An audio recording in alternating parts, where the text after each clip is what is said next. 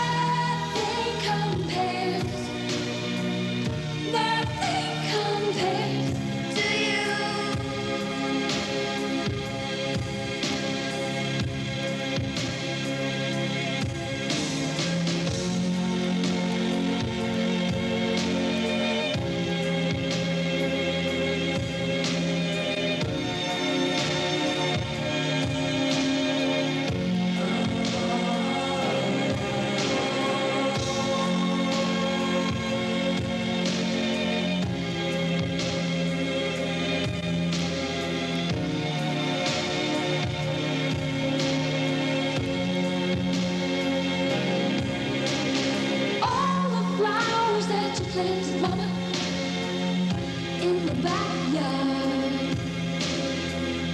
All died in winter.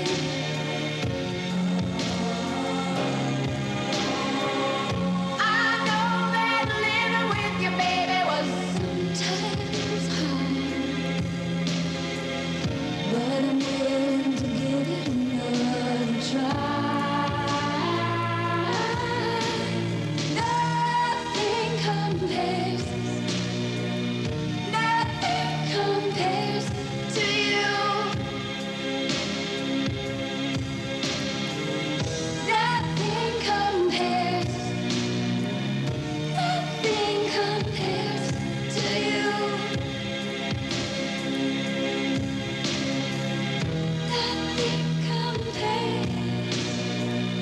Nothing compares to you. Will you please stand while the students pray to the building, please?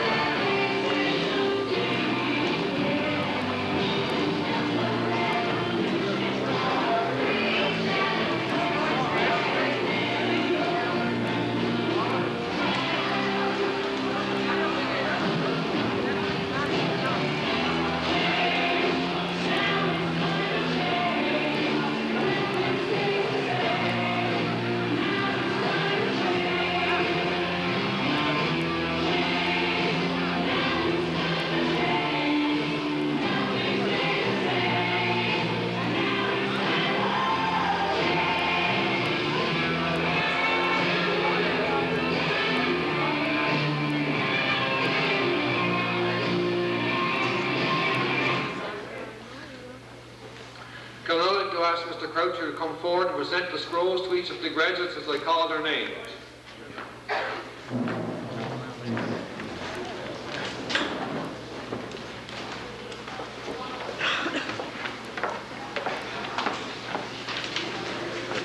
Corey Adams.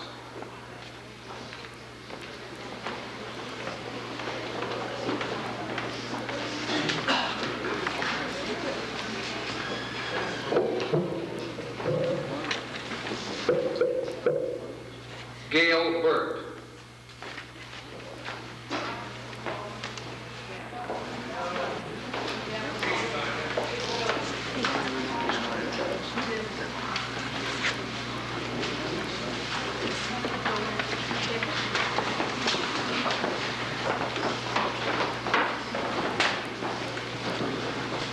Tina Burt.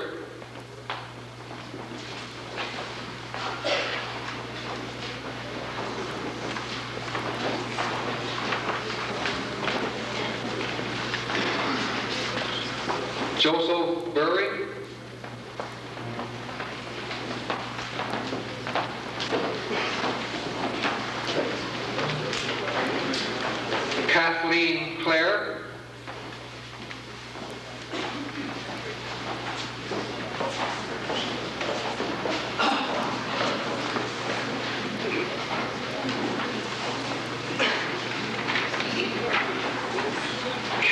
Bert.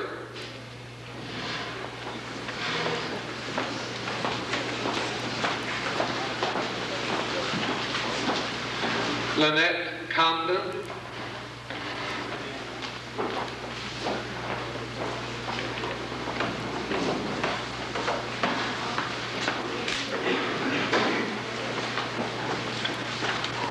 Vance Butt.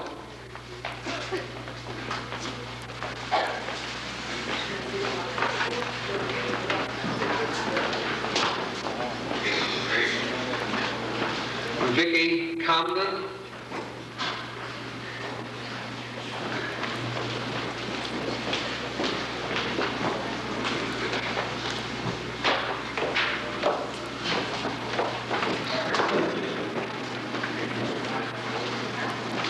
Cora Earl.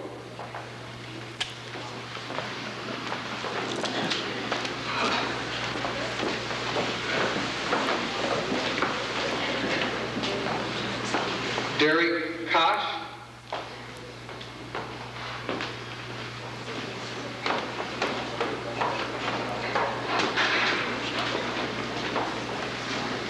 Barbara Froud.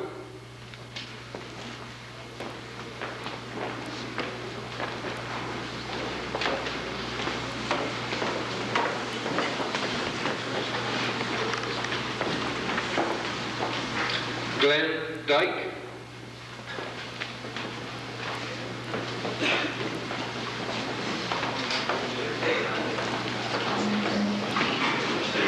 Trina Fudge.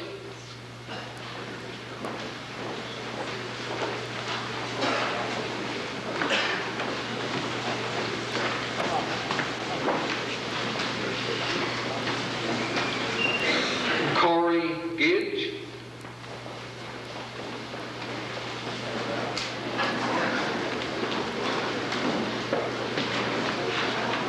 Gloria Gates.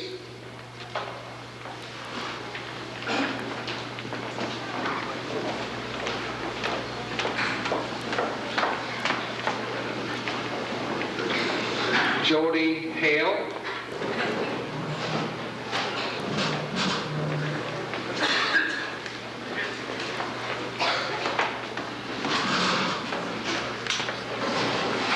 Susan Gates.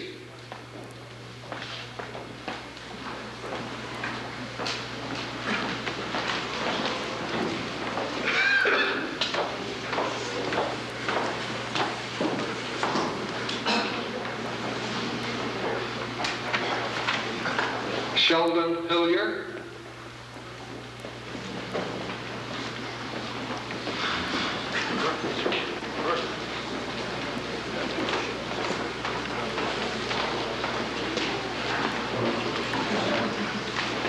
Dana Gillard.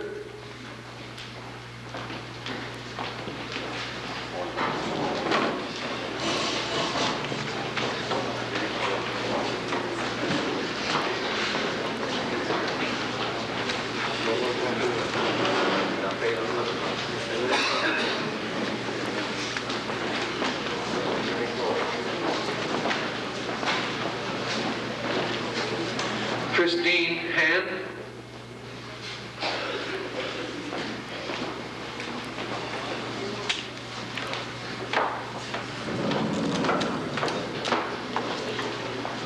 Sean Jones.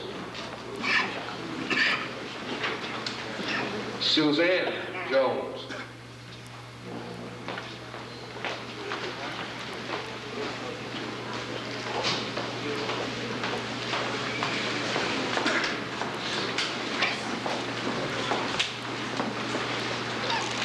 Glenn Mahoney.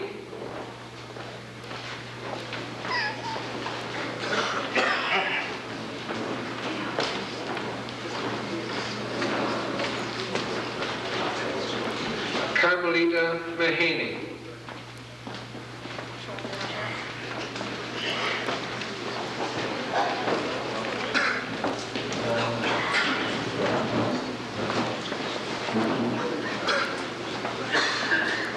Robert Peddle.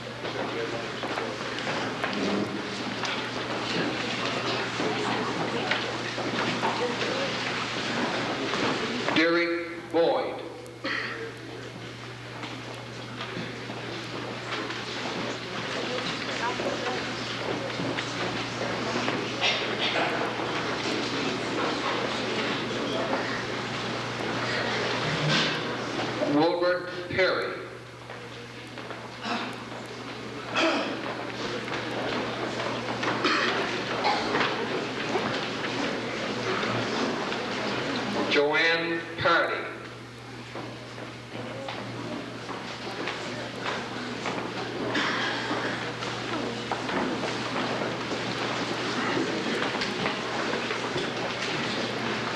Stephen Powell.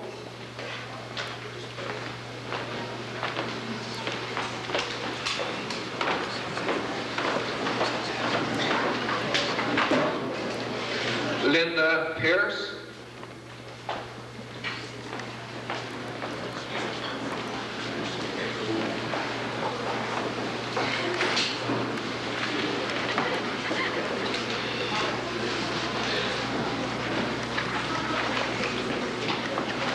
Rocky Snow.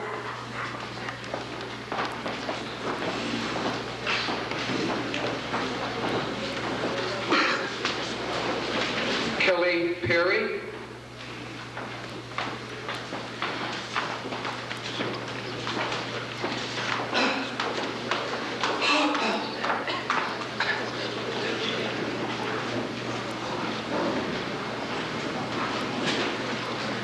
Catherine Reddick.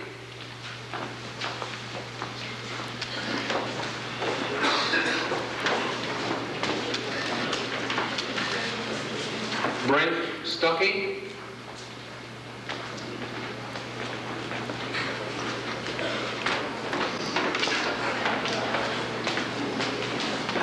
Kim Scott.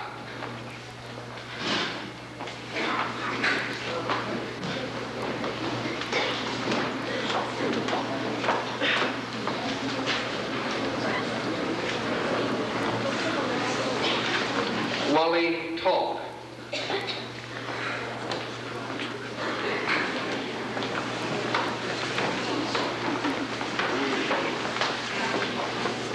Stephanie Tucker.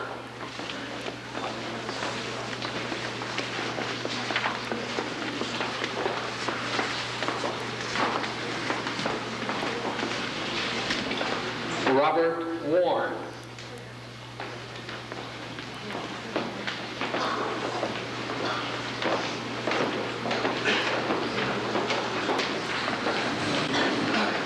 Denise Tuffin.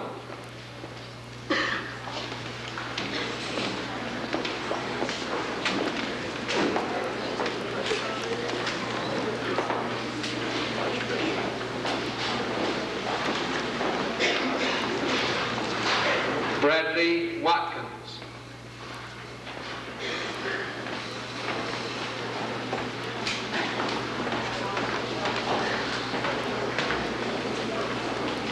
Lisa Watkins.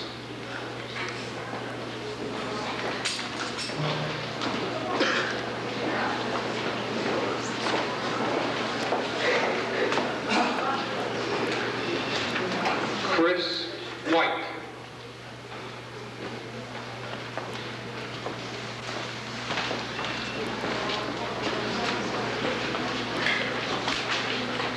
Paula White.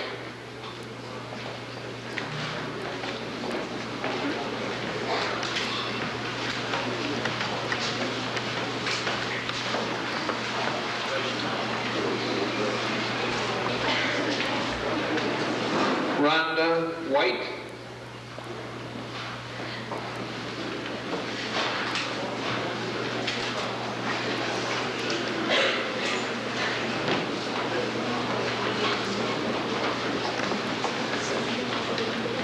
Brendan Woodford.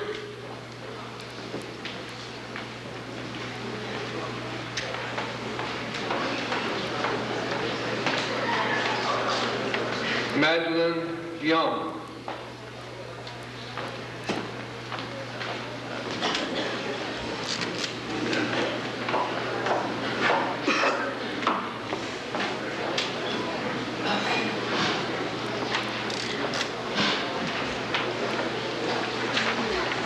There's a couple of students that need special mention here tonight. Dr. Sheldon today allowed Derek Boyd to Plymouth Hospital to be here with us tonight. We're very glad to see him. And also Barry Mahaney, who recently had an accident, was able to make it, but he couldn't appear on stage. So let's give a big round of applause for all these students, please.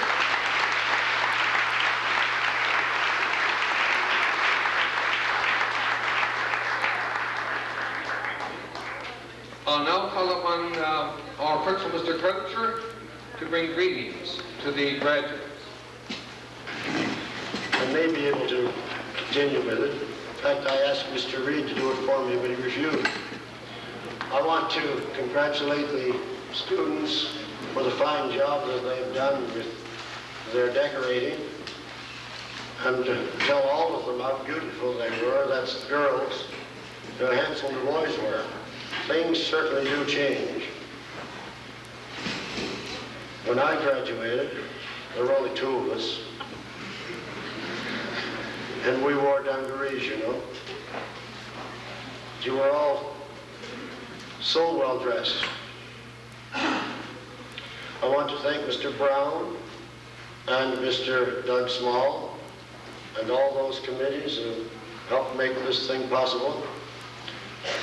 It's a safe grad, as you know, and it's our second. And it's the first time that we have gone through a period of about 2 months getting ready that I haven't got angry with them and said a lot of things to them. It's unusual, for me, I mean. It must have been a really good job. I want to thank them. We've always been proud of our graduates. We're equally proud of these. And we're sure that they will take their positions in communities in the world, and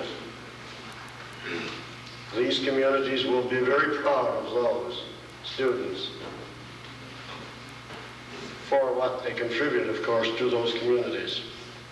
On behalf of the staff here at Coaker, I want to congratulate you at this juncture and wish you much success in the future. Would you, parents and friends, give them a good hand, please?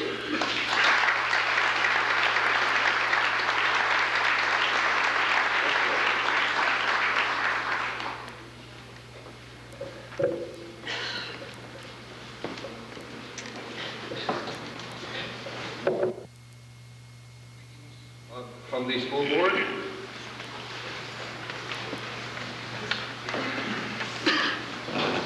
Good evening, ladies and gentlemen. My wife warned me that I was here to bring greetings and not to make a speech.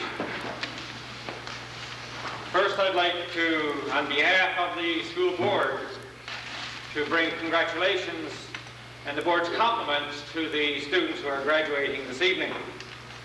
I know that for the students it must seem like a long time that they've been in school, but it seems like only a couple of weeks ago that I arrived on the scene, and yet when I arrived here, these students were in grade 2.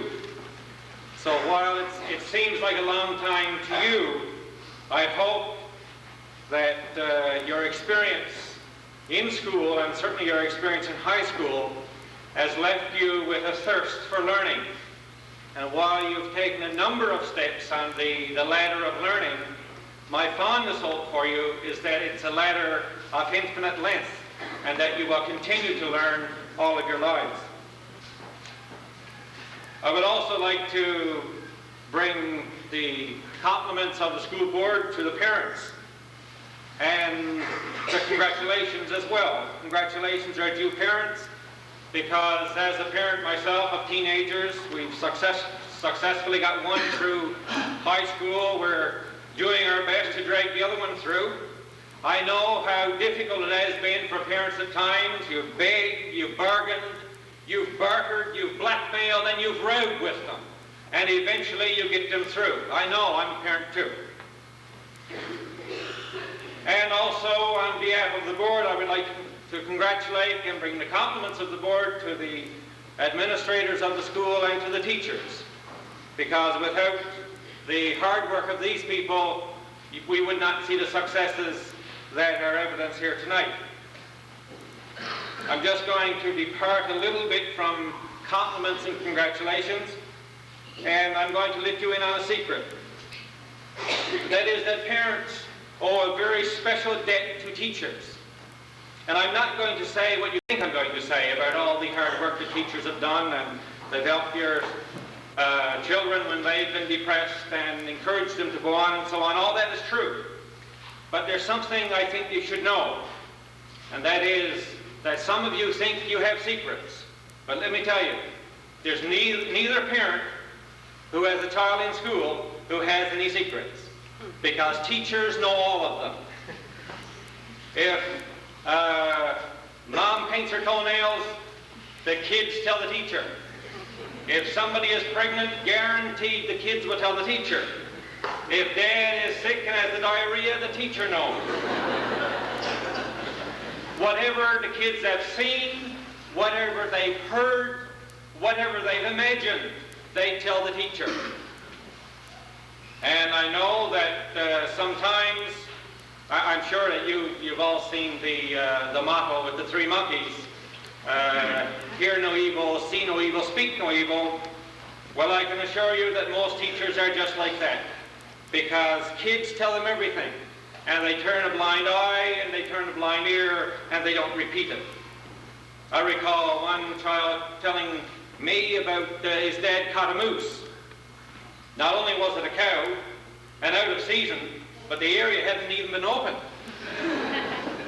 Another student told me about some pity pilfering that his dad was doing, and of course I didn't mention that either. Another student wanted to know what life insurance was all about, because his dad was talking about getting life insurance on his mother-in-law. But one thing sticks in my mind. I had a student that I'll call George. George was in grade 7. I'm not sure I should tell this, but I'm going to tell it anyway. And he had a big grin on his face one morning. So as I went back and forth to Rose, I said, "Good morning, George. You seem rather pleased this morning." And he sort of giggled, and I was about to move on to the next student, and he said, "Mom and Dad had a fight." Well, I said, you know, that happens sometimes. People get upset. I'm sure that they'll make up. And he giggled some more, and he said, "They made up." So again, I was about to go on to the next student, and he was hardly containing himself with his giggling. He said, "I saw them." I said, "What?" He said, "I saw them make up." Again, the compliments of the school board to the students, and my own personal congratulations to you. I wish you well.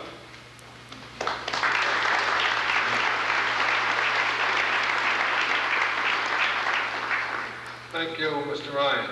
I'll call upon Lieutenant Brown to pass the blessing for the meal. First of all, I would like to extend congratulations to the graduates this evening, and on behalf of my husband and myself and the Mortons Harbor Corps of the Salvation Army, to wish you best wishes for the future.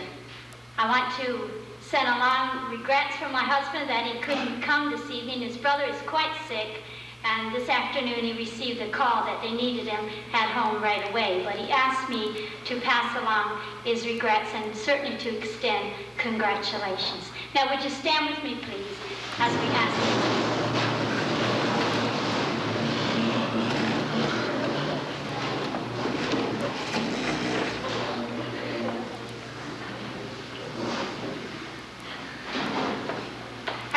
Father, we pause this evening, Lord, and we give you thanks for every blessing of life.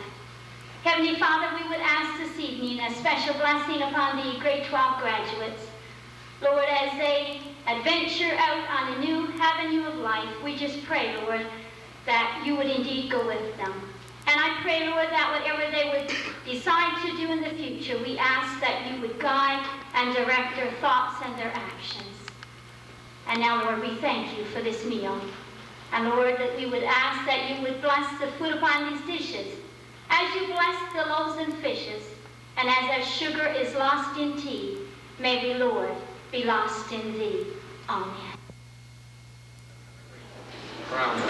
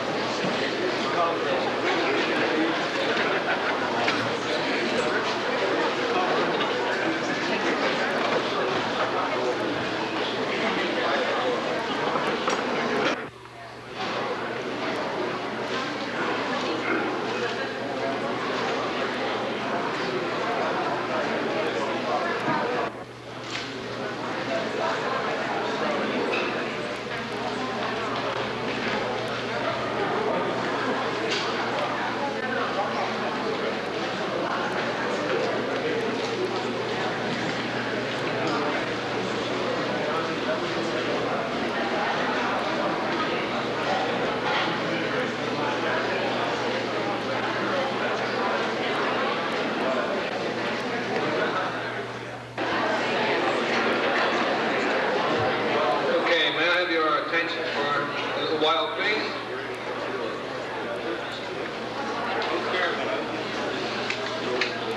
When I was asked earlier, a month or so ago, by the students to take on this position of or task of MC tonight, I hesitated for a moment because this is usually the weekend that I go to Millertown on a fishing trip. So I had second thoughts, obviously. I felt that I couldn't let the students down because this is probably the last year that I'll see many of them, because most of them will be leaving this area and going elsewhere and taking up their own careers and so on.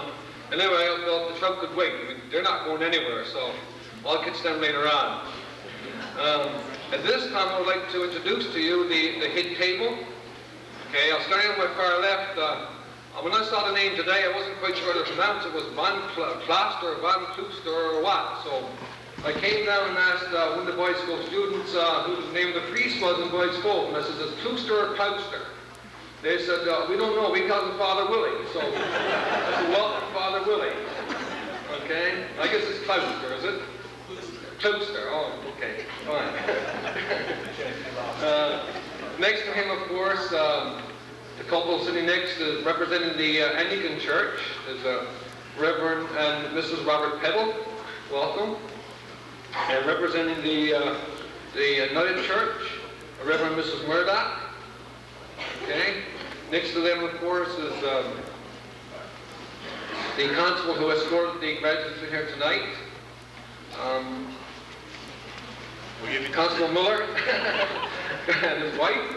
Welcome to you, and thank you very much, sir, for performing the duties that you did here tonight. The graduates certainly appreciated it. Okay, on my immediate left, of course, is, I guess it's Dr. Lloyd Ryan now. Last year he got a doctorate degree, so Dr. Lloyd Ryan and his wife, Pat, welcome here tonight. On my far right is Lieutenant Brown. She was the one who did the grace. Thank you, Lieutenant Brown, for doing us that honors. I'm sorry that your husband couldn't be here with you. Next to her, of course, is Mr. and Ms. Croucher. Mr. Croucher, our principal. Next to him, a couple, of course, who no strangers to this area, and who, Kathy and Jerry Reed. And of course, we'll be hearing more from Jerry later on. He'll get a more formal introduction. Next, of course, to him is my good wife, Ida. Okay? I mean good, she's a good wife.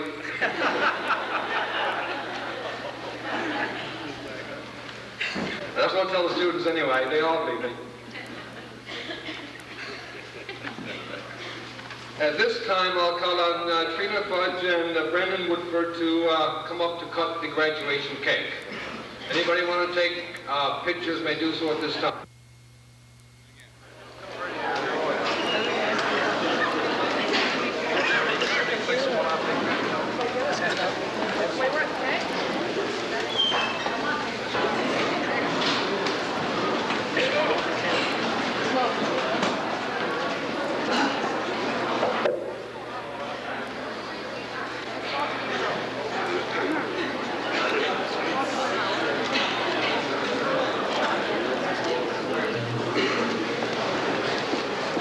When I came here this afternoon, I looked around and I saw some parents of, who I taught a number of years ago. I saw, I guess, Dennis Eames, who's now Dennis Burt, and I saw Bonnie Burt, who's now Bonnie White. And goodness, they have students in grade 12 who are graduated. And I taught them first 3 or 4 years I was here. And I guess I must be getting old. At least my hair is starting to show it anyway. But I said it's really great to come here tonight and see parents, of course, who I formerly taught. I must say that I'm very impressed by the decorations that you have here tonight. And of course, the girls were very beautifully dressed and very radiant. And the boys very handsome looking. So right now, I guess I'll call upon Mr. Stephen Pye to perform a toast, or give a toast to the graduates. Mr. Pye. So we're okay. Good evening, and welcome everybody here tonight. I was approached a while ago, and I have been given the privilege in giving a toast to the graduating class of 1990. And this is on behalf of the teaching staff here at Coaker. In my past couple of years here, I have come to know all of the graduates in one way or another, either through teaching them or giving them a hard time in the hallway or something. And all I can say is that with the many courses that you have studied and under the instruction of the various teachers here at the school, you have obtained a vast amount of knowledge which can only assist and guide you in whatever you do once graduating from school. You, the graduates, have been anticipating this moment for years, and now it is yours to remember always. For this night signifies your accomplishment of 13 years of education and is molding of a person to prepare him or her for a future career. I can fully appreciate, having done it myself just a while ago, the sense of achievement and satisfaction graduating from high school must give you. I wish you lots of success in conquering each challenge that you face in the future. And on that note, I'd like everyone to stand and give a toast to the graduates.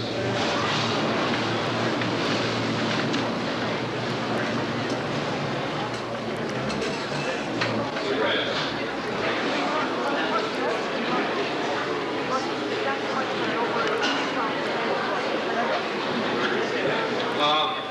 When you came to the school 5 or 6 years ago, you were obviously a lot different from what you are today. I'm sure that most of you recall how frightened you were and how strange everything seemed to be. Of course, that didn't last very long. Within a month, you were running around the corridors, banging into teachers, breaking all the rules of the school and so on. And of course, some teachers had a rough time trying to discipline you in grade 7. Since then, most of you have matured to what you are right now, to young men and women. I say most of you because there's still a few of you who have some growing up to do. I won't mention any names. But as I said, but Cora, who's going to give a response to the toast, is not one of these students.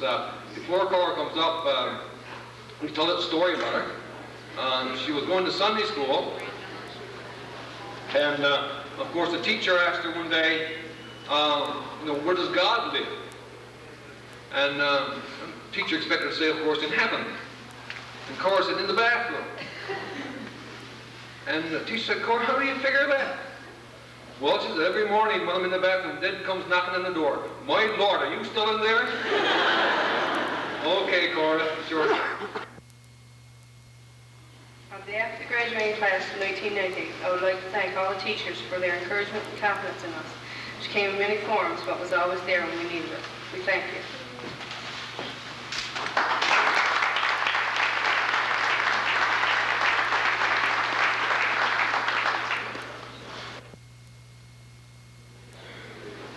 It was over the years teaching in school, and I heard a lot of stories with students, some humorous stories and some not so humorous. Students having problems with one thing or another, but there have been some funny stories which happen once in a while. And I have to relate one of these to you. This past winter, one of our students took a ride in his father's car and drove several miles, of course, not knowing they had a flat. And when we returned home, still didn't know the flat, and went on in and went to bed. The next morning, he got up, went up and looked at the car, and saw this tar rip the threads. And immediately, of course, they assumed, of course, that somebody had slashed the tires. So his mother called the RCMP, who came over and did a routine investigation, of course, and tried to find the culprit. The next week, his father, I'm not going to tell the student's name, but his father works in Bataloo. His father came in and checked the tar, took off the tar. When he took it off the rim, he realized this wasn't slashed at all. This was where his son had driven the car a number of miles on the flat tire. Anyway, I don't know if they phoned the police about it or not. I'm sure they were ashamed to. But they did they? Okay. At this time, I'd like to call upon Justin Brown to propose a toast to the teachers. Justin. I would like to propose a toast tonight to a very special group of people who have put a lot of time and effort into seeing that many of us would make to this celebration. The group of people I'm referring to make up the teaching staff at Coaker Academy. Many of you have gone beyond the call of duty and seen to it that we were performing to the best of our ability. There must have been times when you thought some of us wouldn't make it. As you can see, your efforts were successful. You have been very successful in a very important but difficult task. There must have been times when we expressed an unwillingness to learn, yes, even while in grade 12. We, the graduates of Coaker Academy in 1990, salute you for doing such a good job. Thank you very much, and good luck in your future teaching endeavors. Will you stand, please?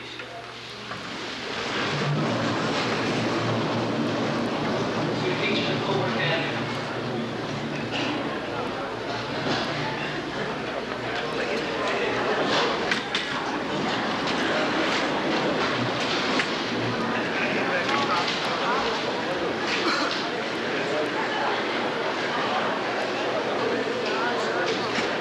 Thank you, Justin. Oftentimes, of course, time to time we have new teachers come into school, and they're on a 2-year probation period. And of course, it's responsibility of the principal and the staff and the school board to observe these teachers in their instruction and so on in the classroom.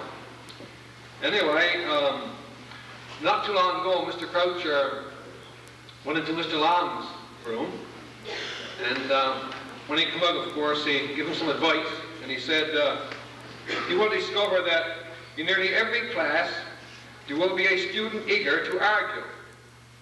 So your first impulse will be to silence him, but I advise you to think carefully before doing so.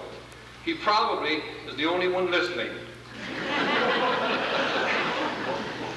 Okay, Mr. Noel, would you respond to the toast to the teachers, please?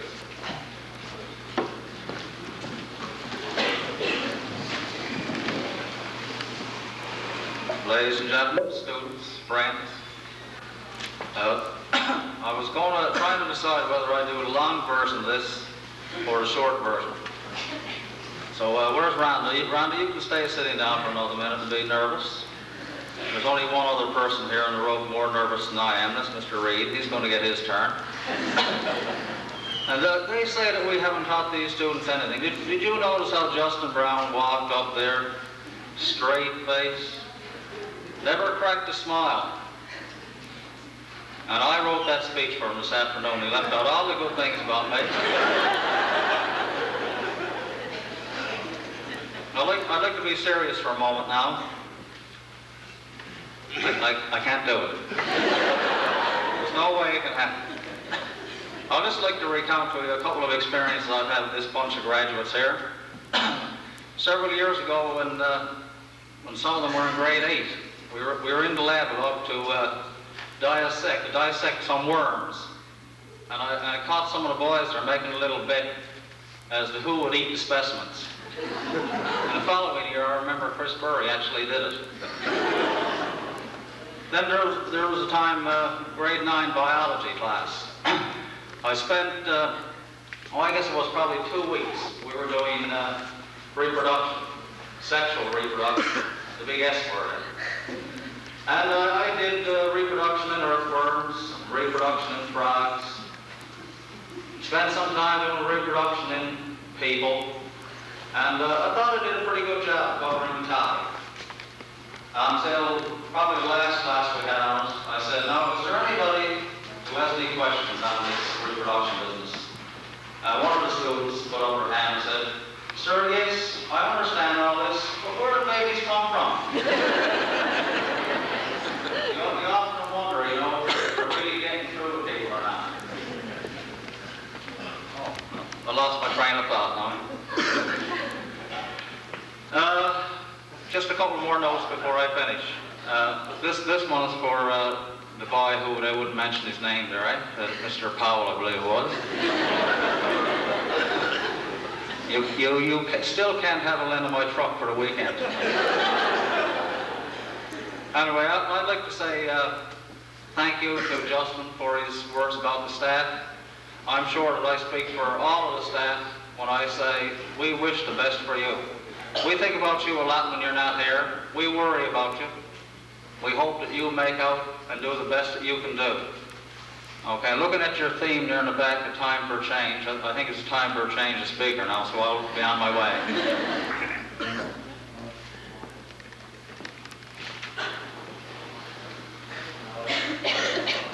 Mr. Cooper was in his English class, and he made a statement. He said, of course, he's trying to encourage the students to learn more vocabulary words and so on, and become more fluent in speaking and things of that nature.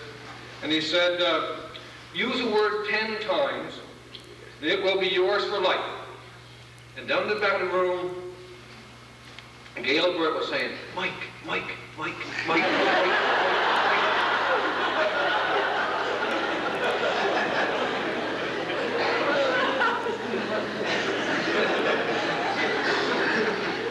At this time, I guess is the highlight of this evening's functions. The valedictorian, of course, is Rhonda White, a very mature and a special student at school. She's took a leadership role this year, and I think she's a very appropriate person to present to you the valedictory. I'm sure we're very anxious to hear what she has to say. Ron. Thank you, Mr. Reed.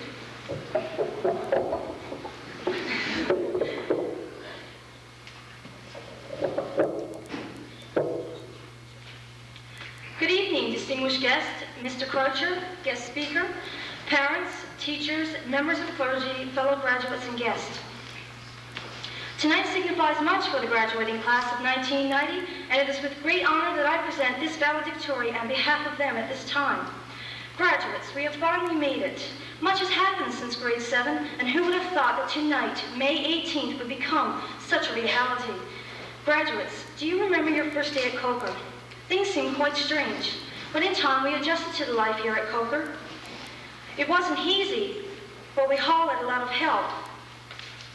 I think the most difficult adjustment for us was the new and different teachers. And when I say different, I mean different. Well, there's Mr. Butt, the stern vice principal whom we were all warned about, and believe me, we were warned. And then there's Mr. Dawson, who continuously hounded us to read all those books. But did we ever read them? And then there's Mr. No. Who in the world could forget Mr. No? Those grade 8 science classes were quite different. His jokes and insults were quite the mixture. The man brings a whole new meaning to science, believe me. However, things at Coaker did seem to shape up. Close relationships became evident as we faced the future. We have faced many new and challenging experiences over the past few years. The dreaded homework, assignments, tests, and of course, research papers. Even though we hated all those things, they did benefit us. They have given us a sense of responsibility and created within us a unique character. All our experiences, although some were bad, have made us a closer group. That special bond among us has made us what we are today. Help from others has also given us this sense of achievement. The teachers of Coaker have contributed much to our education. Their patience, encouragement, and continued belief in us has led to our success. It is because of you that we have such high hopes and aspirations for the future. Much thanks is extended to you. You have all done a wonderful job. I want to make a special thanks tonight to two extremely wonderful people, Mr. and Mrs. Gerald Reed. Mr. Reed, you have been an excellent teacher up through the years. And it has been a pleasure to be a student in your class. And Mrs. Reed, I really don't know how to thank you. Having you as a teacher has been a great pleasure and has been very rewarding for me. Thanks to you both for being so special. Not only have the teachers played an important role in our lives, but the parents are the true inspirations. Parents, you have been there for us and for the future, and there is no way to thank you enough. Your support and love have been our source of perseverance. We, the graduates, want to thank you and say that we love you. Fellow graduates, we have reached a turning point in our lives. It's now time for us to separate from our friends and families. We have to reflect back on old experiences and seek new ones. Our lives shall change, but our determination, I am sure, shall win us great success. I believe with the continuing support of parents, teachers, and friends that we can overcome anything. We may stumble and fall along the way, but with enough determination, we'll be able to do anything. Tonight is a very special night for us all. We will remember tonight as a night of great achievement and long-lasting friendships. As we leave and face the future, our lives will change. These changes will reflect our determination to improve our lives. So remember our theme, Time for Change, because it reveals a bright future for us all. In closing, I want to make another special thanks to a man who is very special to me. He is my father, who unfortunately cannot be here due to a very serious illness. I just want to mention him tonight because his presence here would have meant a lot to me. I just want to say I love him and wish he were here to experience my success. Thank you very much.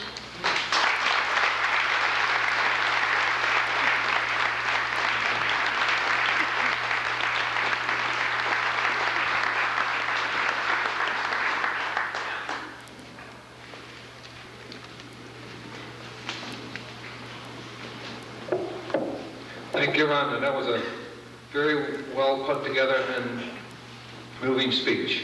Thank you very much.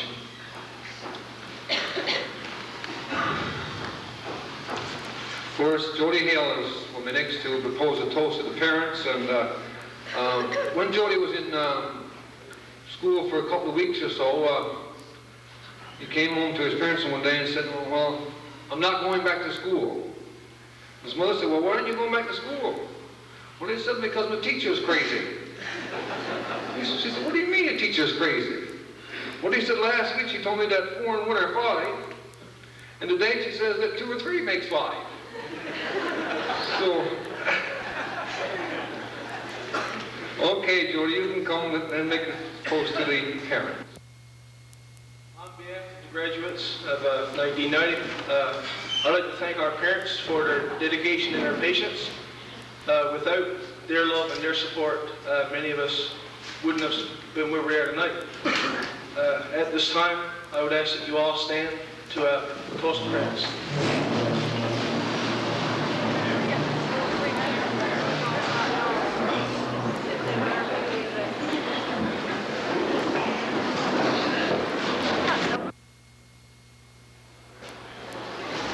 Thank you, Jody. Response to the toast is Jody's mother, Mrs. Madeline Hale.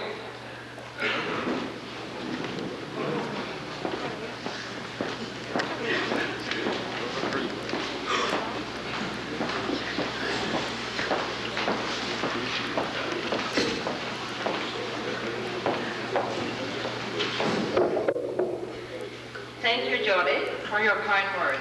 On behalf of the parents, I would like to say, it hasn't always been easy, but seeing you all here tonight has made us all worthwhile. We love you. God bless.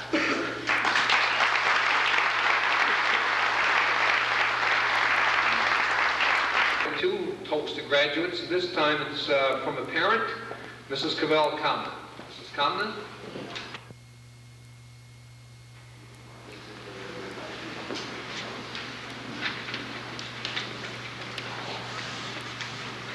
Parents, teachers, guests, and graduates, a time for change is certainly an appropriate theme for this occasion tonight. We as parents have watched our children go through many changes, from a small child who so courageously faced the challenges of kindergarten to the graduate see there tonight.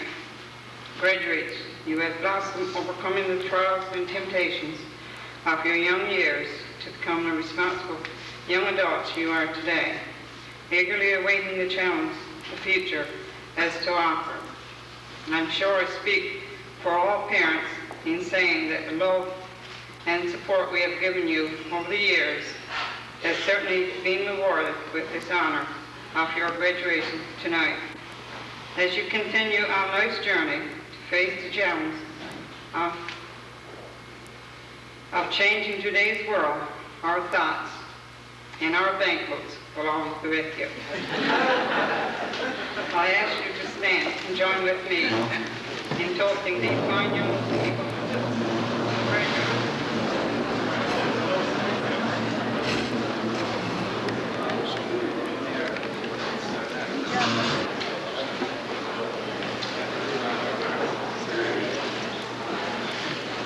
Thank you, Mrs. Conlon.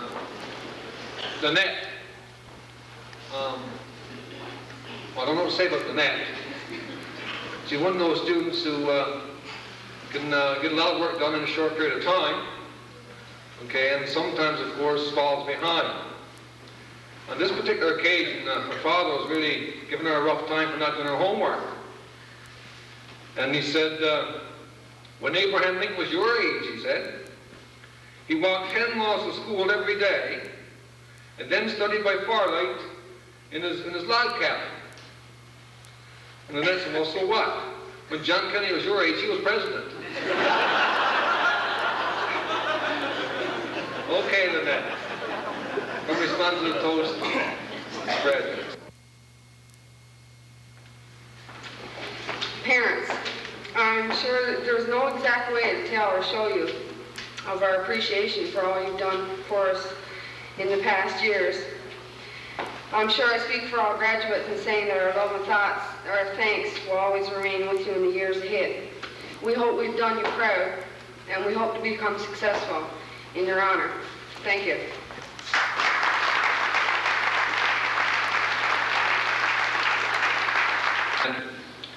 At this time, I'd like to call upon Denise Topham to introduce our guest speaker. Denise.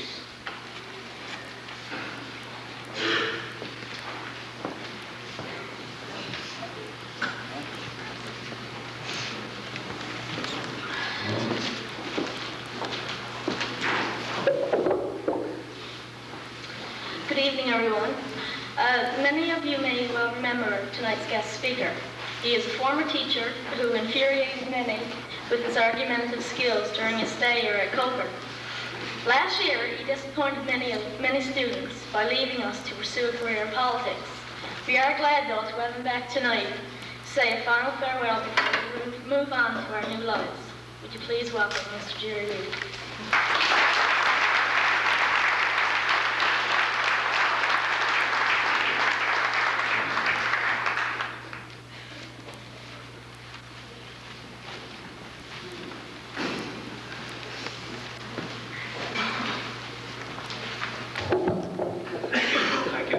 I'd like to thank Rhonda, too, for her kind words. I've been noticing that Mr. Reed over here to my right has been, seems to be in a very good mood tonight. I think I know the reason why. I think he enjoys the fact I'm down because no students are coming to the staff room door looking for the old Mr. Reed anymore.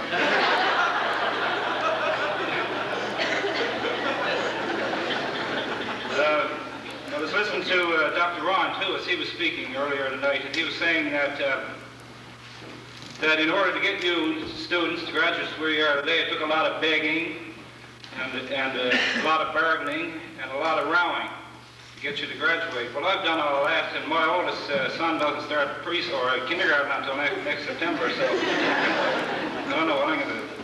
Anyway, Mr. Coacher, members of the clergy, head table guests, teachers, parents, and above all, students.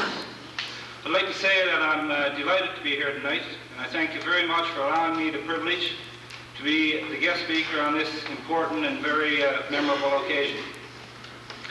As a former teacher, I must say that I find my present job an enjoyable one, and I like the challenge.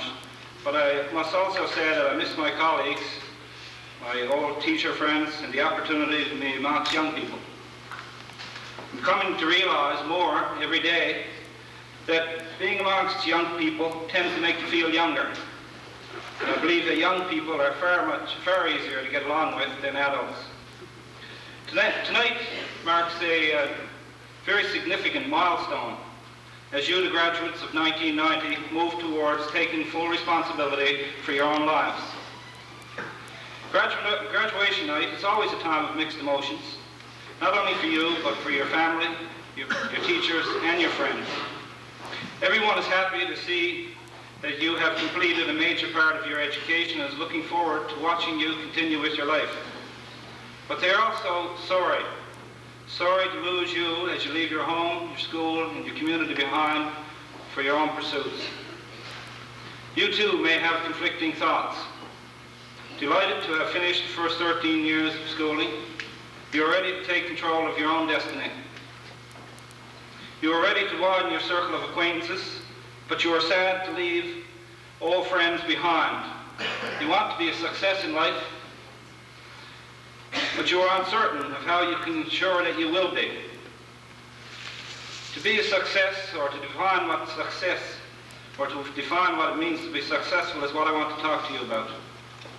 Since being invited to speak here tonight, I've thought long and hard of what it means, or what it means to be successful, and I arrived at many different definitions, only to find that it didn't fit all the individuals whom I consider to be successful. My first thoughts, I suppose, were of society in general, in that we tend to think of success in terms of material possessions or how much a person is worth. It would be quite easy for me to stand here tonight and to tell you all to strive for careers that will net you lots of money.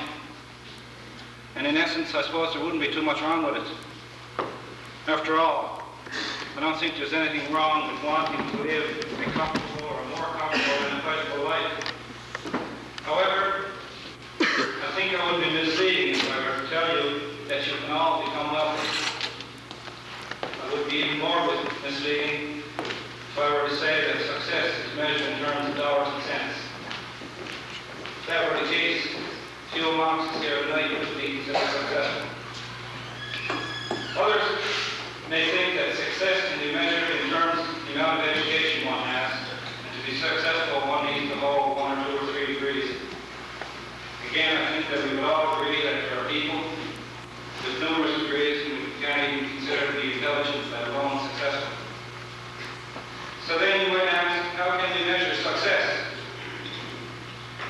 To me, success can be measured by comparing your accomplishments to your capabilities. If you accept this, then all you have to do to be successful is to reach your own capabilities and settle for nothing less. It is only you who truly knows what your capabilities are, and it is only you who will know when you reach your maximum potential. For this reason, it is you who must set your goals, and it is only you who can accomplish them. To help you do this, I want to talk about some of the attributes or components that you will need or you will require to become successful. First would be to possess optimism. Always dared to expect that tomorrow will be better for you. You must keep alive your hopes, your expectations, and your vision of an improved future. Secondly, you must have initiative if you are to succeed. In other words, you must be prepared to take the lead. You must use the energy. It is much easier to sit and complain than it is to take action. I think we all know that. You must use the energy that complaining wastes and channel it into something that will bring positive results for you. Third would be courage. It can often be very difficult to stand up for what you believe, especially with so much apathy, cynicism, and hostility around you. Credibility is another necessary component for a successful life. Credibility is that which will cause others to believe in you. You can gain credibility when you show that you are dependable, show that you can take advice, evaluate it, and use it, or show that you can learn from your mistakes. The fifth component, I think, will be your friends. To gain friends, you must learn to be a friend. People will be drawn to you if you display caring and concern for them. Try to make each person with whom you come into contact feel better about him or herself. Good friends, like your family, will encourage you to succeed. Finally, and probably the most important, would be an education. Already you have recognized the importance of this and stayed to complete your high school program. And for this, again, I would say you should be commended. I said earlier that having a couple of degrees doesn't matter, or doesn't necessarily mean that you will be successful. However, I think that you are all aware of the value of education in today's society. I don't mean that you should all run off and register for university. Some of you don't want to. Others probably don't have the capabilities to do so. We have other fine educational institutions besides Memorial University. Marine Institute is one of the finest of its kind in the world. We also have numerous vocational schools around the province that offer a whole host of programs. Now, talking about education, I want to talk on something too, something just to get off the track a little bit. And it deals with a phenomenon that seems to be occurring more frequently in recent years. This concerns students taking a year off after completing high school. They say that they need a break or that they want to earn some money for a change. I believe that this is a mistake. It's my experience that most of the graduates who do this never return to school, and this is a pity. Giving up is the ultimate tragedy, and that is what I think you would be doing. Far too many students in this area and the province as a whole leave school too early. There seems to be a false idea circulating that education doesn't matter much when it comes to finding employment. We all talk about going off to Toronto and finding a job and making $10 or $15 an hour. Although you may occasionally see a graduate of a post-secondary educational institute unemployed, that is not the norm. Diplomas and degrees still play the most important part in getting you the positions that are available. I had a fellow come into my office last week. He was about 40 years old. He had finished grade 11. Well, he graduated from grade 11, and he had applied for a job at the airport, refueling the jets when they land there. And he was a bit perturbed about the fact that he had applied for the job, gone for an interview, and that fellow who had a degree got the job. And he said he was complaining that this fellow was overqualified and that he shouldn't be getting this job. And at first I agreed with him, but then I got to thinking, why should the fellow with the degree be penalized because he has a degree? Anyway, what I've told you is what I feel are some of the components necessary for successful and worthwhile education. I would like to reiterate that success can only be measured by comparing your accomplishments to your capabilities. In closing, I'll leave you with a quote from the Bible. Some of you might laugh when I talk about the Bible, but my secretary happened to be a very religious woman, and she typed my speech for me, and when she read it, she said, I have a good closing for you. And it comes from the Bible. It's just one line. It says, whatsoever thy hand findeth to do, do it with all thy might. And that's what I would suggest to you. On behalf of my wife Kathy and myself, I have to say that we're delighted to be here tonight. And everybody seemed to be talking about cars here tonight and having accidents, but I understand that Chris White is a pretty good driver. Thank you very much. If you're ever in St. John's or anywhere and you need somebody to talk to or someone that can help you, self and my wife are pretty close by. All you have to do is pick up the telephone book. We have a number of students that drop by all the time. In fact, we brought one out here today. Good luck with your future endeavors. Thank you.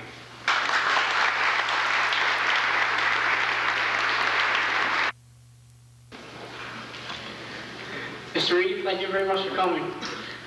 We're also glad that you and Mrs. Reed could be a part of our celebrations. Would you please accept this gift as a token of our appreciation?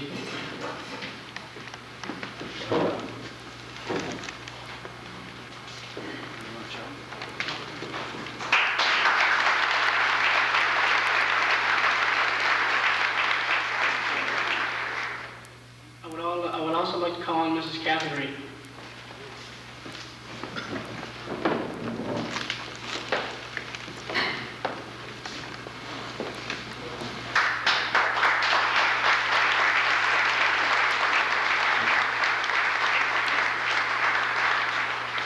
Congratulations on your graduation.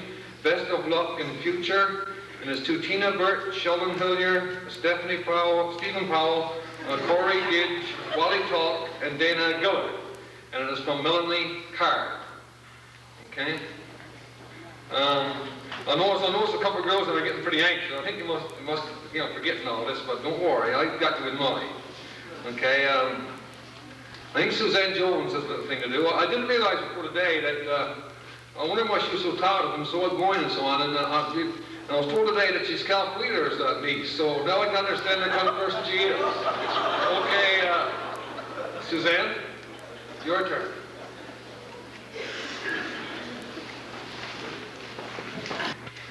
School for many of us has not been easy.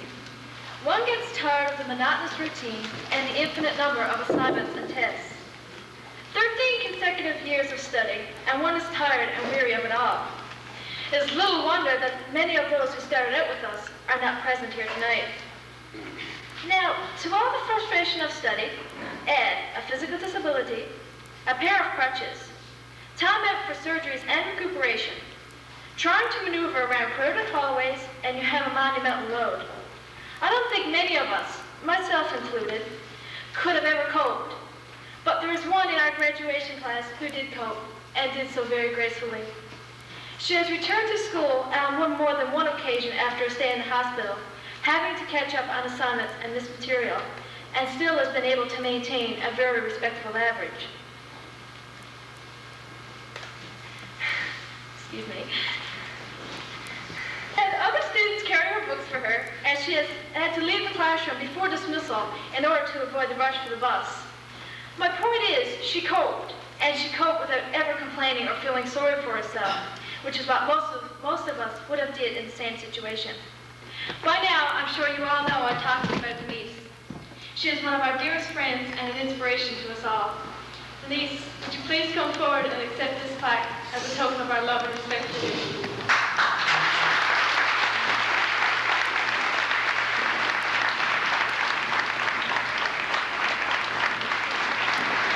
That you are, for being an inspiration to us all. We thank you. Hear, hear.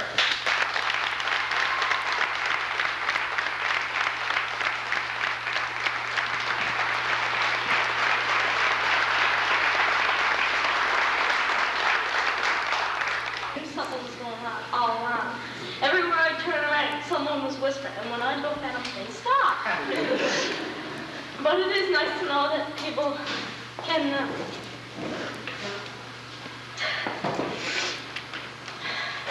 people look up to me.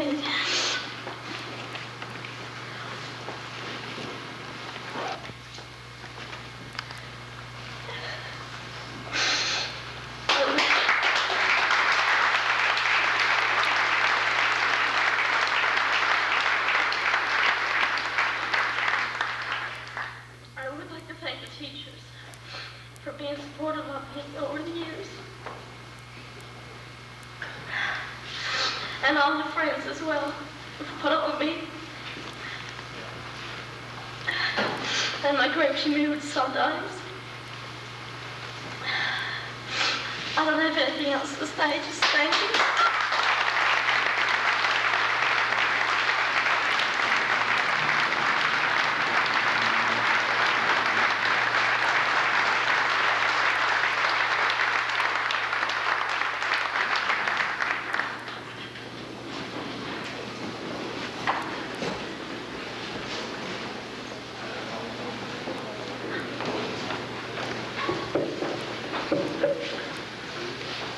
I think that most of us would agree that Suzanne, although she is Calvin's niece, has been a tower of strength and inspiration to Denise. I know it myself that I've been in a couple of classes, and she was very, very supportive of Denise, did everything that she could to help her through this system.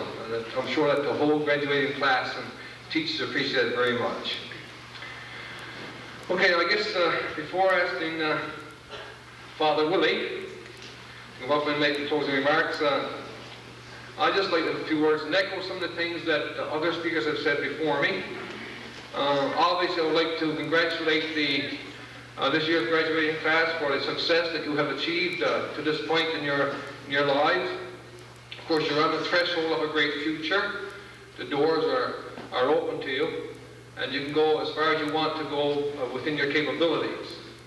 Hopefully that what you take from here is the virtues that your parents and your friends and your teachers have left with you, virtues of honesty, integrity, respect, tolerance, self-worth, and so on.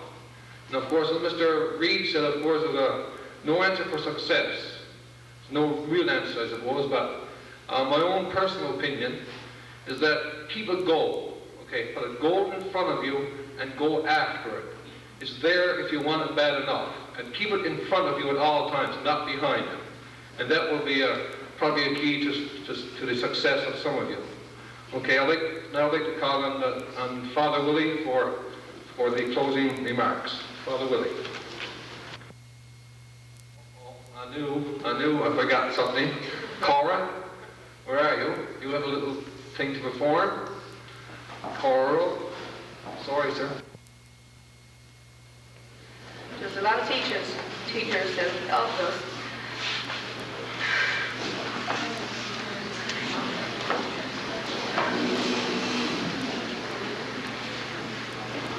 There's one teacher we, the graduating class, must give special thanks to.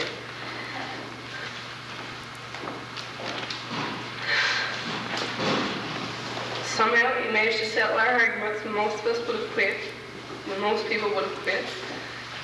And he stuck his neck on the line for us many times. Mr. Bradford, for always looking over our thoughts and seeing our abilities, for listening to us when it seemed no one else would. We'd just like to say thank you, that we couldn't have done it without you. That would you please come forward and accept this plaque as a symbol of our appreciation. Plaque reads, Mr. Bradford, for teaching us that we could work together just when we thought it was impossible. Your dedication to us will always be remembered and appreciated. Graduating class of 1990.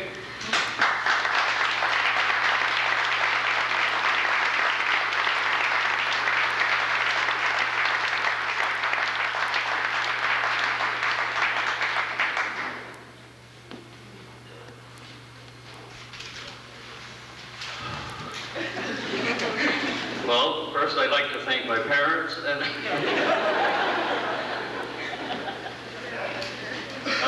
this is quite unexpected, and I'm dumbfounded. I just cried all the way through Denise's while she suffered through thanking you.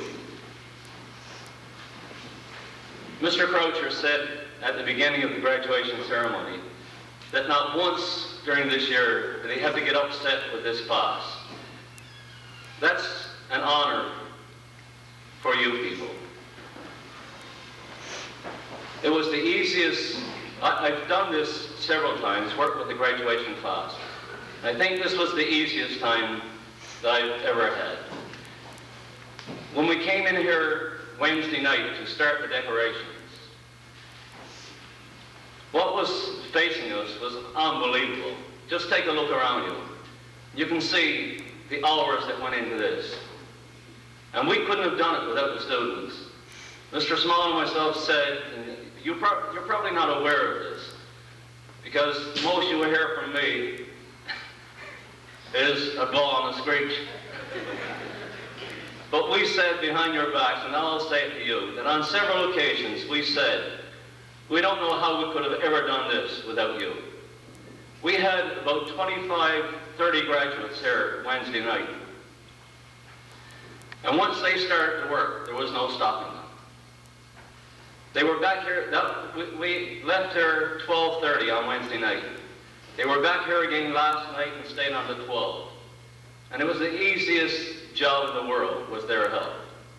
Thanks again. I really appreciate this.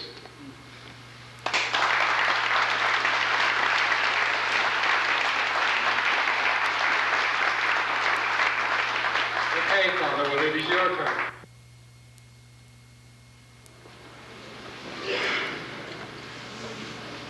Recently, I read a story about a young man who met the devil.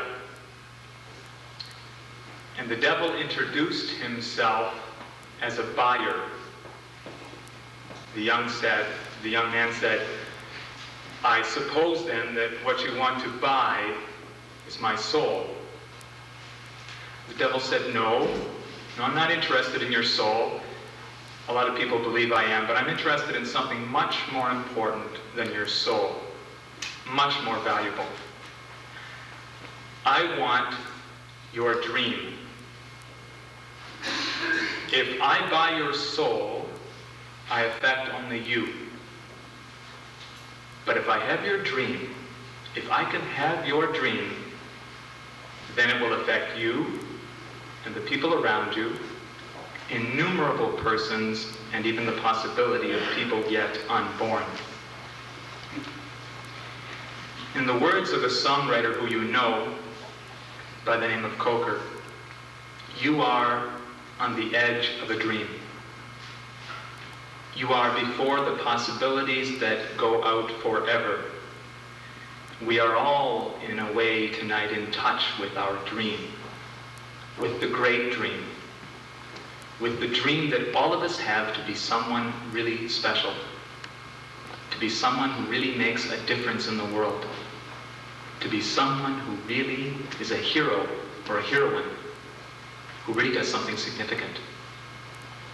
Denise has a dream. Rhonda has a dream. Robert has a dream. All of you on this list have dreams. You have great dreams. You have dreams to be a great engineer, to be a doctor, to be a bricklayer, to be a stewardess, to be a computer technologist. God forbid, you might even have a dream to be a teacher or a politician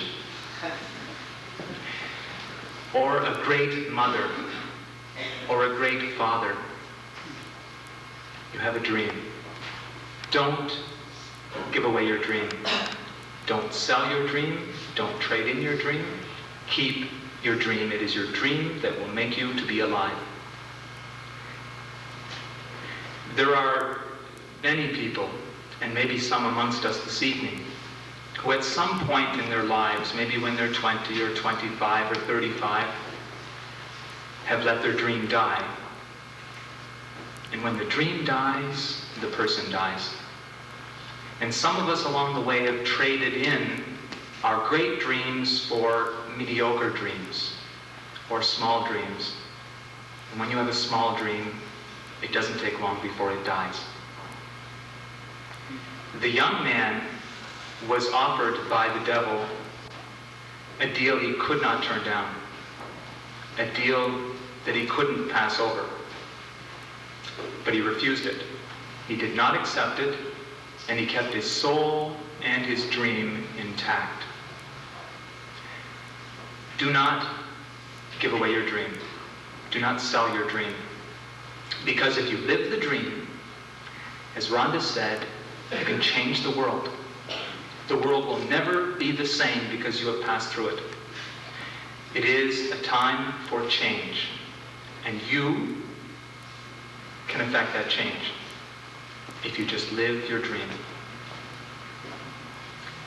Would you please remain seated and join with me in a word of prayer?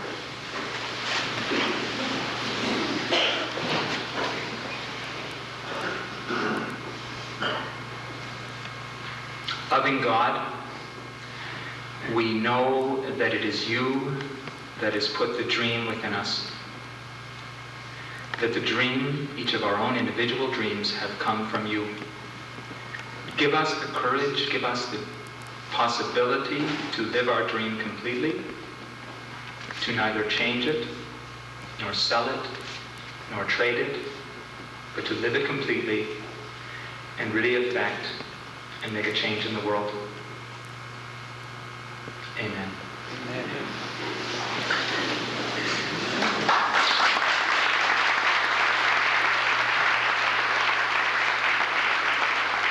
Brings to an end the proceedings for this part of the afternoon, the banquet part.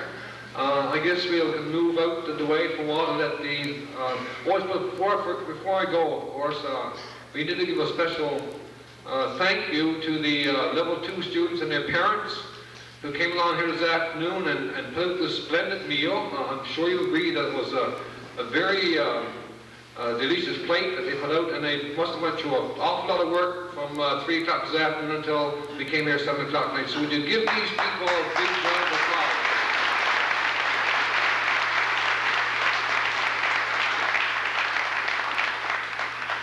I saw Kelly down there smiling, and I couldn't seem to let that pass by. Well, thank you very much, girls and parents.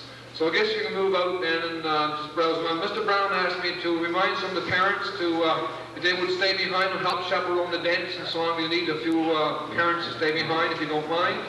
Oh, yes? Check the names on your scrolls, students, to make sure you have the right one. Otherwise, start switching them back and forth. Okay, thank you.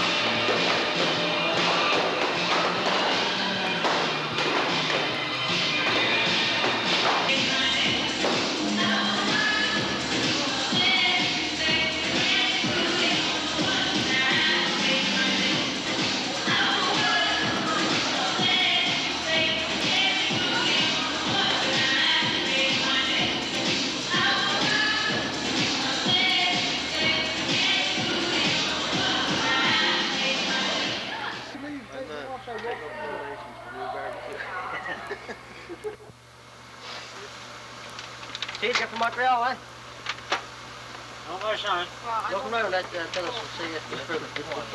Well, I know Montreal fan, sir. Yes, you is, sir.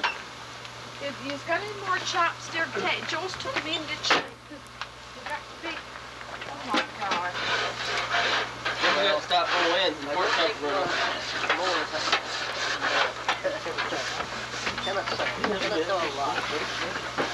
I was trying to get that cap off your ear, but Montreal fan. You look there, sir.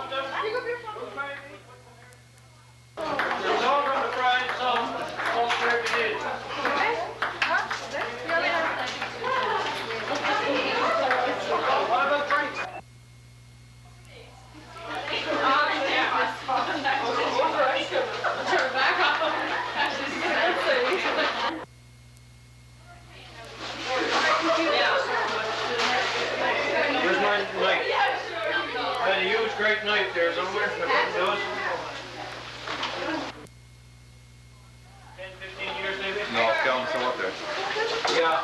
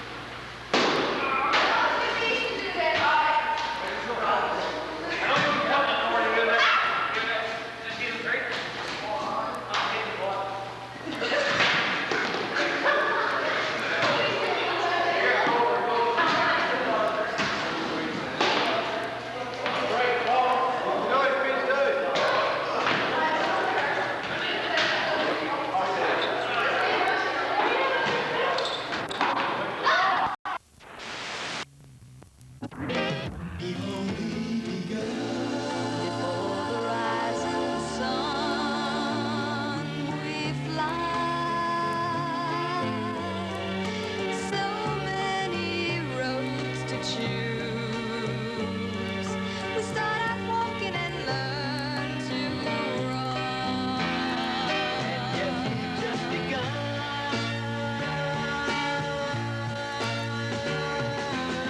Sharing horizons that are new to us,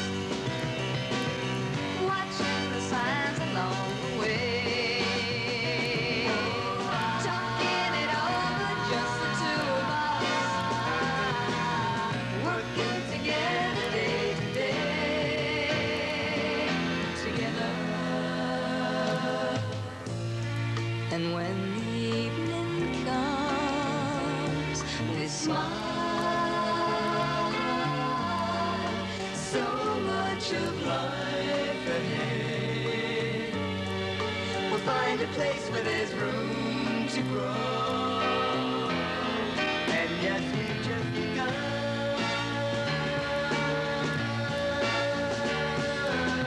Sharing horizons that are new to us, watching the signs along the way. Talking it over, just the two of us, working together day to day, together, together. And when the evening comes, we smile. So much of life ahead. We'll find a place where there's room to grow. And yes, we've just begun.